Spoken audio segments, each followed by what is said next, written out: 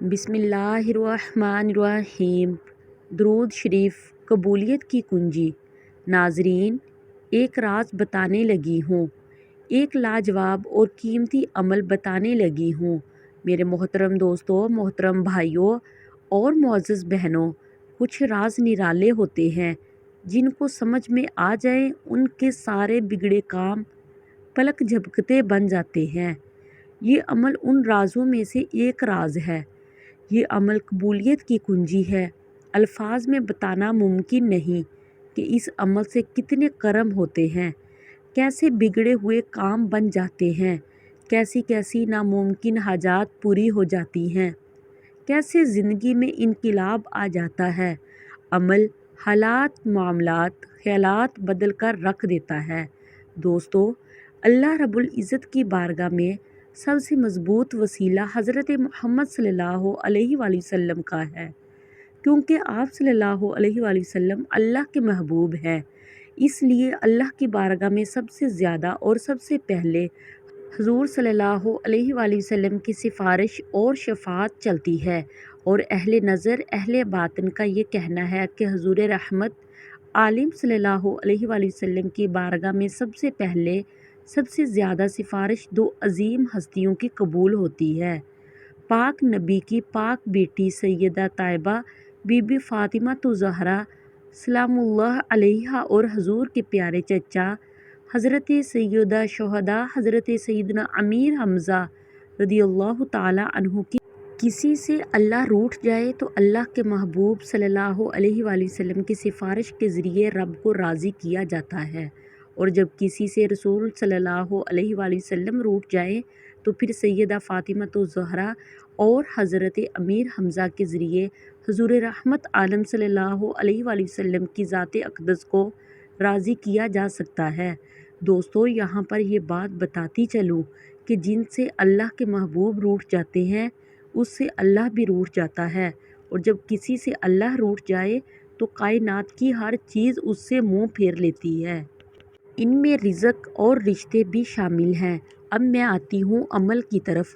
جب آپ کے مسائل حل ہونے کا نام ہی نہ لے رہے ہوں، جب آپ خوشیوں کو ترسنے لگے، جب آپ پر غم کے بادل برسنے لگے، جب آپ کو ہر کام میں ناکامی کا سامنا کرنا پڑے، جب آپ کے رشتے ٹوٹنے لگے، جب سب آپ کو چھوڑنے لگیں، جب بے وجہ لوگ آپ کا دل توڑنے لگیں، جب آپ کی دعائیں بے اثر ہو جائیں، جب آپ کا سکون برباد ہو جائے، جب آپ کی کوئی حاجت پوری نہ ہو رہی ہو، جب آپ کی کوئی بیماری ختم نہ ہو رہی ہو، نحوست کا سایہ ساتھ ساتھ چلنے لگے، جب آپ کی امید کی کشتی کو مایوسی کے سمندر میں ڈوب جانے کا خطرہ ہو، تو اس عمل کے ذریعے اپنی مشکلوں کا، مایوسیوں، مصیبتوں کا، نحوستوں کا، بلاؤں کا، وباؤں کا، پریشانیوں کا، بیماریوں کا رخ چینج کر دے۔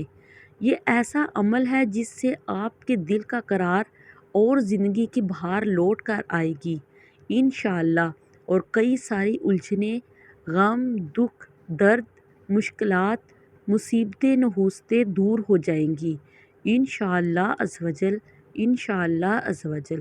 عمل کا طریقہ یہ ہے۔ حضور رحمت صلی اللہ علیہ وآلہ وسلم کی شہزادی حضرت فاطمہ الزہرا اور حضور کے پیارے چچا حضرت امیر حمزہ کو ہدیہ کرنے کی نیت سے 1.25 مرتبہ درود پاک پڑھنا شروع کریں۔ ویسے آپ کوئی سا بھی درود پڑھ سکتے ہیں۔ یہ عمل کسی بھی شب جمعے سے شروع، یعنی جمعرات و جمعہ کی درمیانی شب سے شروع کر دیں۔ عمل شروع کرنے سے پہلے کچھ صدقہ نکالیں، بے شک 10 روپے ہی سہی۔ پھر 2 رکعت نماز نفل پڑھ کر پھر یہ نیت کریں کہ میں جو 1.25 مرتبہ درود پاک پڑھنا شروع کر رہی ہوں، یہ میں نے حضور رحمت صلی اللہ علیہ وآلہ وسلم کی شہزادی حضرت فاطمہ الزہرا رضی اللہ تعالی عنہا اور حضور پاک صلی اللہ علیہ وآلہ وسلم کے پیارے چچا حضرت امیر حمزہ کو ہدیہ کرنا ہے۔ 1.25 درود جتنے بھی دنوں میں مکمل کریں، لیکن پڑھنا باوضو ہے، تعظیم و توجہ سے، اور جب آپ کا 1.25 درود مکمل ہو جائے، حسب توفیق کچھ بنا کر بانٹیں، پھر یہ درود کا ہدیہ پہلے حضور رحمت صلی اللہ علیہ وآلہ وسلم کی بارگاہ اقدس میں پیش کریں۔ پھر حضور پاک صلی اللہ علیہ وآلہ وسلم کے توسل سے حضرت سیدہ بی بی فاطمہ الزہرا اور حضرت امیر حمزہ رضی اللہ تعالیٰ عنہ کی بارگاہ میں پیش کریں۔ پھر اللہ سے دعا مانگیں، یا اللہ میرا یہ درود پاک تحفہ اپنے پیارے حبیب صلی اللہ علیہ وآلہ وسلم کی بارگاہ اقدس تک پہنچا دیجیے، اور اپنے حبیب صلی اللہ علیہ وآلہ وسلم کے توسل سے یہ تحفہ حضرت سیدہ فاطمہ الزہرا اور حضرت امیر حمزہ رضی اللہ تعالیٰ عنہ کی بارگاہ تک پہنچا دیجیے، اور یا اللہ حضرت سیدہ بی بی فاطمہ اور حضرت امیر حمزہ کی روح اقدس کو اس بات کی اجازت عنایت فرما دیجیے کہ وہ تیرے محبوب صلی اللہ علیہ وآلہ وسلم کی بارگاہ میں میرے لیے سفارش کریں۔